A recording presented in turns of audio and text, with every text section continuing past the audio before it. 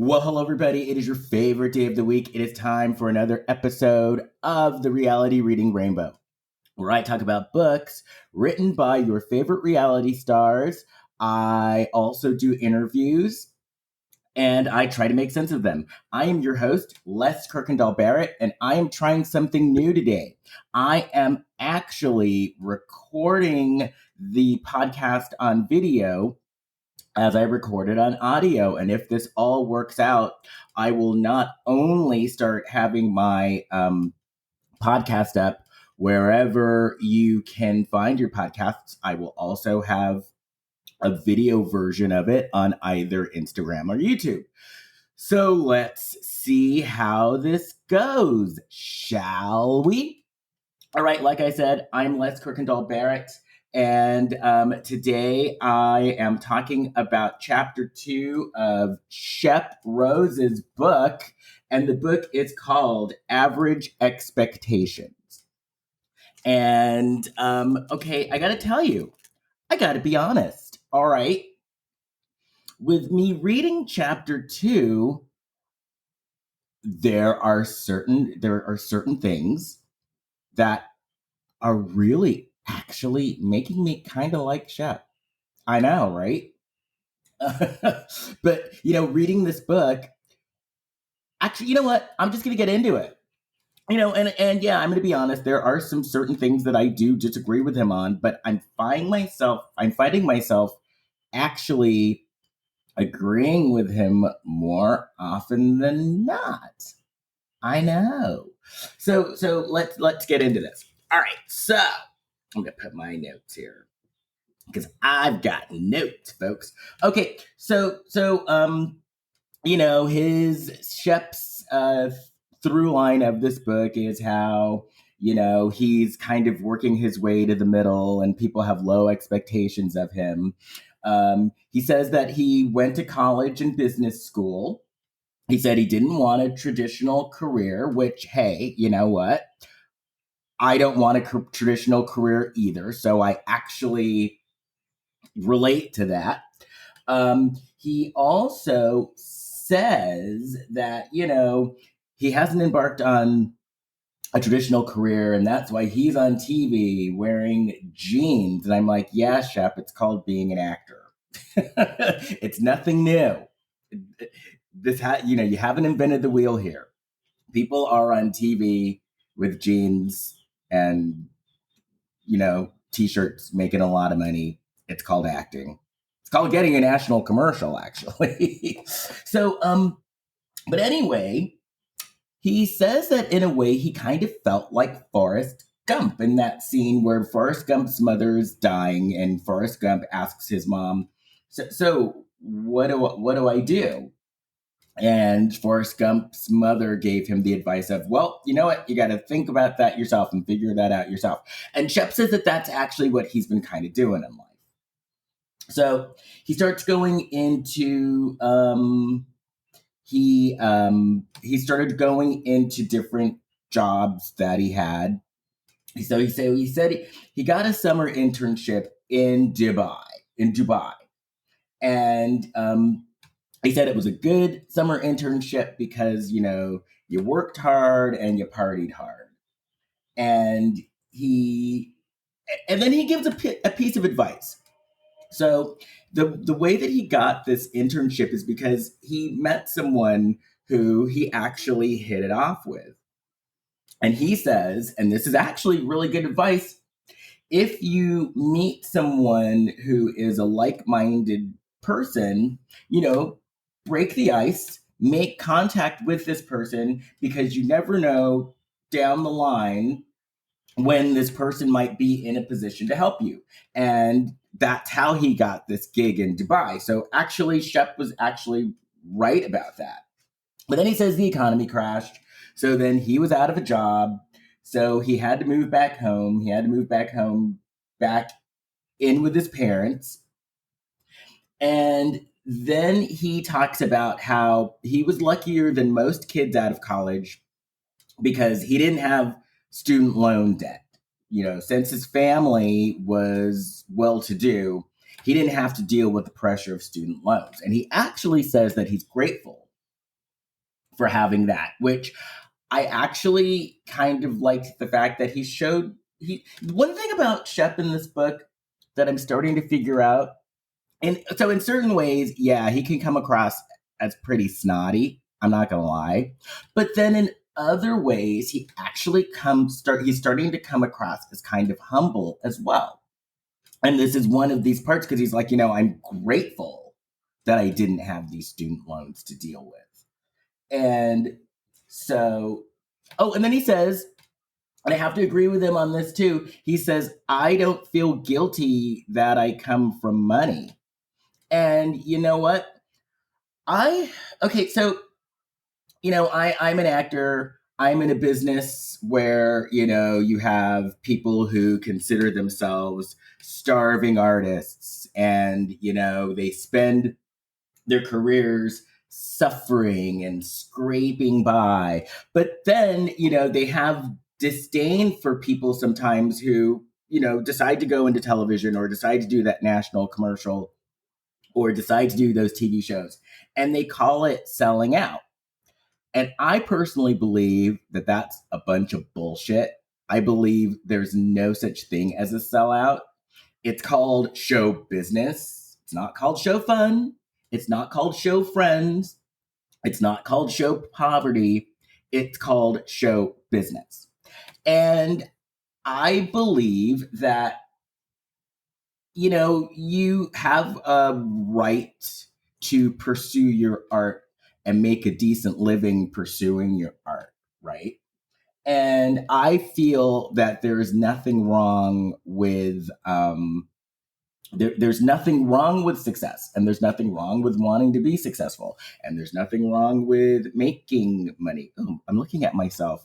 One thing about recording this on camera and recording the podcast at the same time is I'm starting to notice something. I'm like, oh my God, my lips are chapped. So excuse me for a second. I'm going to put on some chapstick here. There we go. Make my lips look a little less chapped. All right. Chapstick is on. Let me continue. So anyway, I said there's nothing wrong. There's nothing wrong with having money. So, I have to agree with Shep on this. Why should he feel guilty for coming from money? Hey. So then he says he moved to Hilton Head, South Carolina.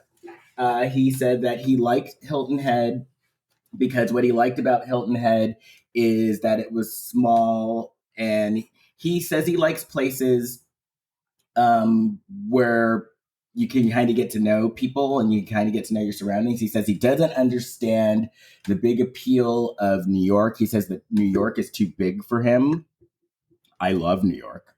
I lived in New York before I lived here in LA, and I fucking loved every minute of it. But anyway, this is not about me, though. It's about Shep. So Shep says he likes Charleston because it's not too big, but it's not too small. He says he parties a lot. No shit. This is Shep we're talking about. He starts going into some of his shenanigans. He said he once dated a female cop. He said how he met her is he was out drunk. He lost his phone. The cop actually, I guess he called it the next day or something, and the cop helped him find the phone. And he says they started dating, but the date only lasted 2 dates because she said that he was too immature and he asked too many questions about the evidence room, which this information actually tracks. So anyway, so he said that he had a thing where he bought distressed homes and fixed them up for a while. And you know what? I was thinking about this.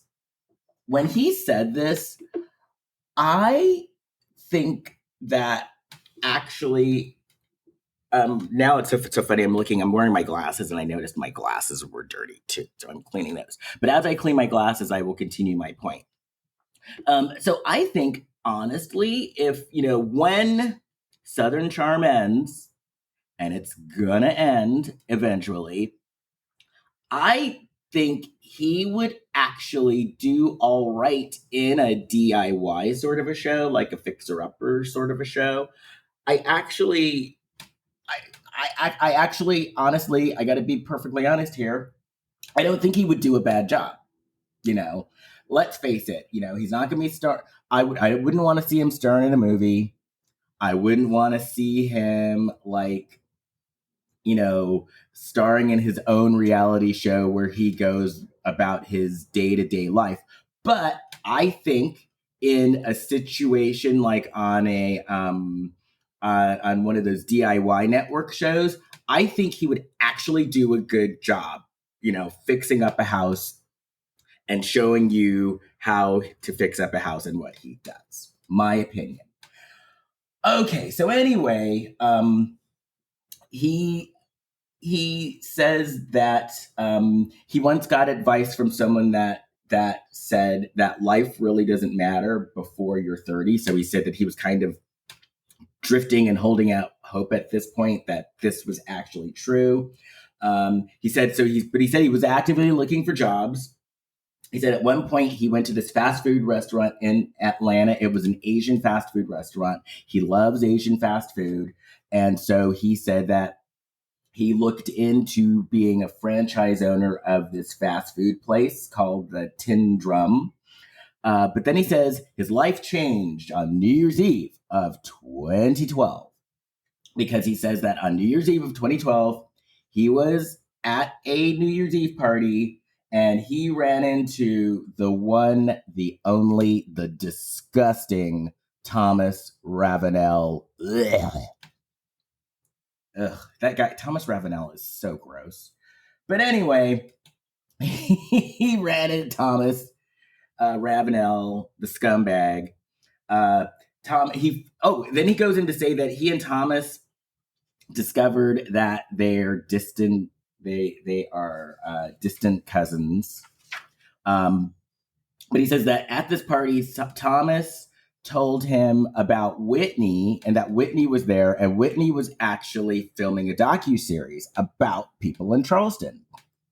So then he says that Whitney walks up to him and Whitney asked if he knew where any chicks were. And I was like, oh God, gee, Whitney, hey man, do you know where any chicks are? Boom.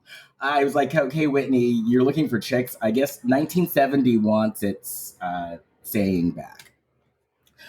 But you know what's funny? So I actually saw Whitney in a bar once at the Cannes Film Festival a few years ago in France. Long story short, oh God, this was like 5 years ago. Yeah, it was like 5 years ago. And at the time, I was in this relationship with a guy who had a friend who had a private jet, and he, for the weekend, flew a bunch of us out to Cannes, to the Cannes Film Festival. And on our first night in Cannes, I was at a bar and I look across the bar and I see Whitney at a bar in Cannes standing by himself. And of course, I talked to the people next to me. I was like, oh my God, you guys, look, it's Whitney from Southern Charm. But unfortunately, no one in the group watched Southern Charm. So I was kind of on my own on this. And I didn't want to be that asshole to walk up and say, hey, you're Whitney from Southern Charm. So I didn't do it. I didn't do it. Anyway, so Shep says that he handed Whitney his business card, and Shep said his business card at the time was a guy punching another guy in the balls. And he says he guessed Whitney liked his business card because Whitney called him back. And so then Whitney explained that Patricia had just moved to Charleston from New York. And so when he would go to visit Patricia, he noticed that Charleston was full of people who were characters. And so that's why he decided to film this show, which I was shocked because I thought that Patricia was like fucking Southern belle born and raised. So I was like, oh, wait, Patricia lived in New York? Okay. So that was news to me because, yeah, I totally thought Patricia was like this total, like, Southern belle. Anyway, so Whitney offered to put Shep on the show. Shep said at the time he was against reality TV, which is what they all say. But he says that he ended up having a meeting with this manager, with a bunch of people from the show, and he took them to a strip club. And then the rest, as they say, is history. He says that the manager told him that they liked that Shep came across as an unabashed nitwit on camera. Shep says he sounded like a dilettante. And he said that the lesson that he learned from this, though, is he learned not to try too hard for the camera, because he says the camera never lies. Which, once again, I'm like, oh my God, Shep actually gave good advice, because he's right. He's 100% right. And then he says that what your strategy should be is, at first you should act like a dumbass to get their attention, but then you need to tone it down, or you're just going to come across as a dumbass. Which, once again, I got to give him credit. He's not wrong about this. So then he says that he started to go through the contract negotiation thing. He then gives a bit of advice. He says, when someone from Hollywood sends you a contract, it takes forever. Which, that's true too. He then says that he secretly had a desire to do stand-up comedy, but he never followed through with it because he didn't have any influences to persuade him to do this, because he says, growing up in Charleston, you just didn't meet people with aspirations like that. But then he says that when he went for advice from his mom said, Shep, you should have been on TV years ago. So that was that. So then he says he asked himself, if this was a shit show, can I walk away from this? And he said the answer was yes. Now, one of the advantages that Shep does have that a lot of these other people doesn't have, is one that a lot of these people don't have, is that, once again, he has money to fall back on. So he has the luxury of having an FU attitude about this gig, because if he loses this gig, he's not going to lose his livelihood. So you got to keep that in mind. All right. So then Shep goes into saying, and this is something I don't agree with him on. He says that when he meets people who who turn their nose up at reality stars, it's because they haven't annied up in life themselves. Okay, Shep, I gotta disagree with that one, because there are some reality shows out there where people act like just total fucking idiot douchebag assholes, and they're dumb. So actually, it's not hard to look at some of these people acting like idiots and turn your nose up at it, because the people are acting like idiots on these shows. So I beg to differ with you on that. He then goes on to say that the people that he says that the celebrities that turn their nose up at reality TV a lot of times are celebrities whose careers aren't doing well themselves. And once again, I gotta say, Shep, I disagree with you on this one. Like I said, a lot of these celebrities with legitimate careers would rather have a legitimate career than, being on a TV show looking like a dumbass. I'm sure Meryl Streep wouldn't want to be seen on a TV show flipping a table. Right? Like, Glenn, we all saw Glenn Close do the butt on the Oscars last week, right? That's fine. But I'm sure even though Glenn Close, who did the butt on the Oscars and did a good job of it, by the way, and was hilarious, I'm sure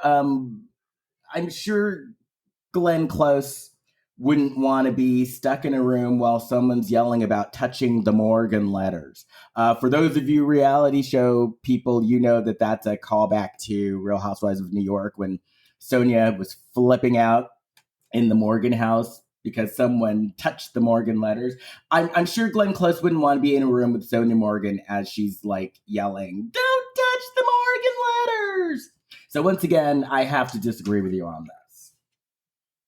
But then Shep did say something that actually I do agree with. And I've experienced this myself. He's like, the bigger the star, the nicer they were and the more curious they were. And I gotta agree with you. In my experiences, living in Hollywood and living in LA, some of the biggest celebrities that I have met are like the nicest people with no attitude whatsoever. Like, and I agree with them. The bigger celebrity that I've met, the nicer they have been. So that I do agree with you on, Shep. And then Shep says, well, I never set out to be the Daniel Day-Lewis of reality television. So Shep says he doesn't take his job as a reality show personality seriously. He says their job is to be there to amuse people and to take them away from their lives a bit. But, okay, Shep, I got to disagree with you on this part. As a Black person, Southern Charm has not been so amusing with all the racial shit that comes out. And, as a Black person, to be honest, I can barely watch Southern Charm with all the shit that came out about like Catherine and the monkey emoji and all that stuff. I don't want to, I at one point I was a fan of this show, and at one point I really did like this show until the racial stuff started coming out, right? So if you guys could get rid of the racist bullshit and the racist people, I will be more than happy to give your show a shot again. Just saying. And I guess rumor is that there was a Black friend of last year who actually, another thing that annoys me is basically there was a character of color, Leva, and the last season, basically, from what I heard, was basically Leva schooling people about race, which I think is another bullshit trope to have a person of color on your show just specifically to school someone about race. And this friend of was a Black friend of that helped Leva school people. So I guess she did well. So there's rumor that she's going to be a cast member on the show as well. So if she's on this show and they're not schooling people about race and just living normal lives like everybody else, I'm open to giving it a shot again. But if it's just going to be a Black person schooling you on race, I've got better things to watch. I can fucking watch Real Housewives of Beverly Hills, where there's a Black person on there too, and she's having fun just like everybody else. I can fucking watch 90 Day Fiance or something.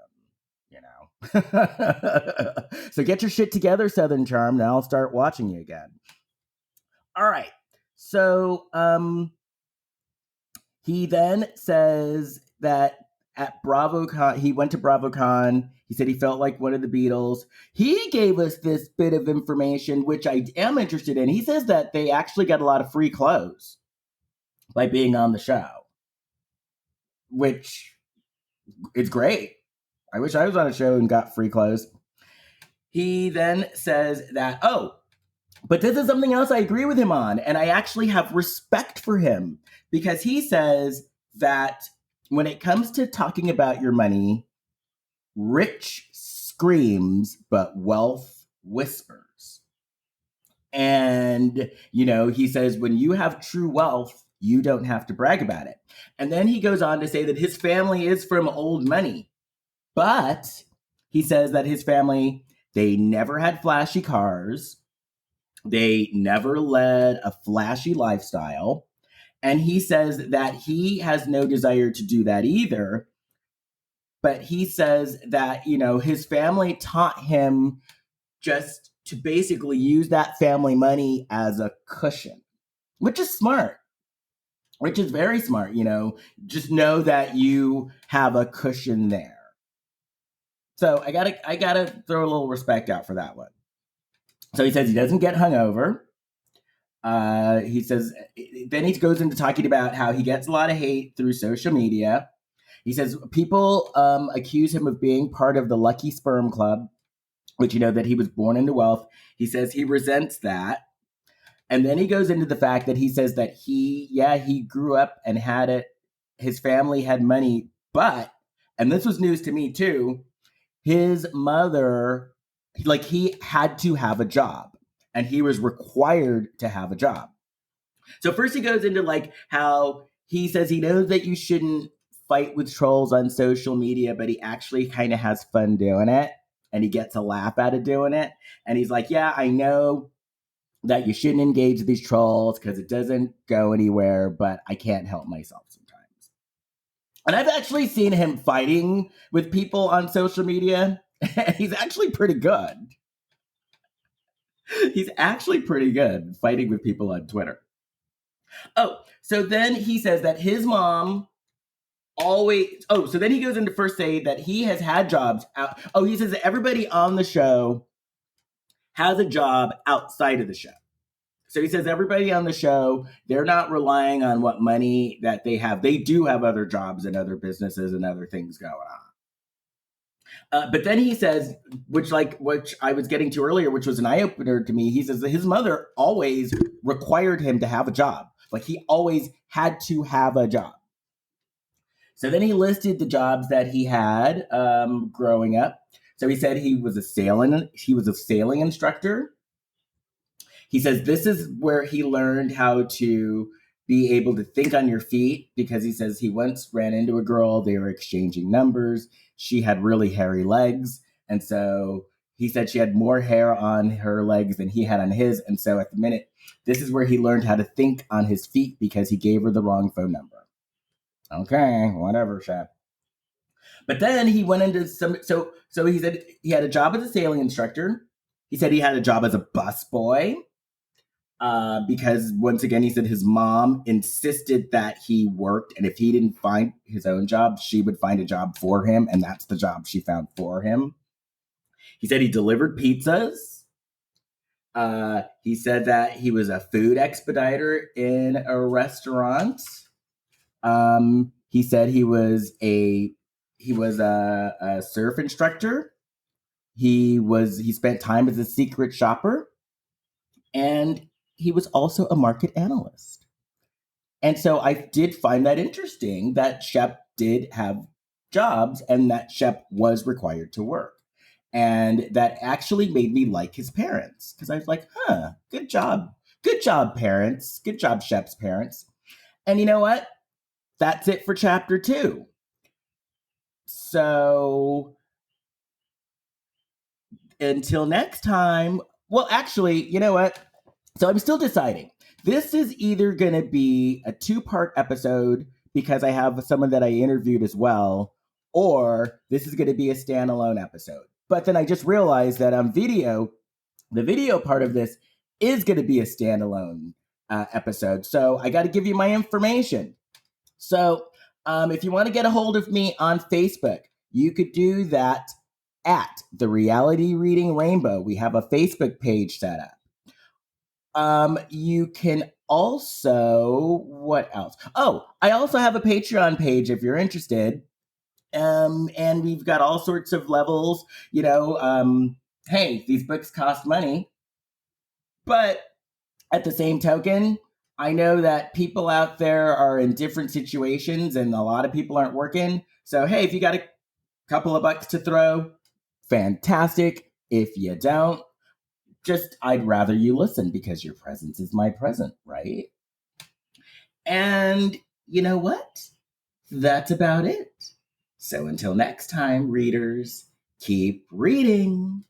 Bye.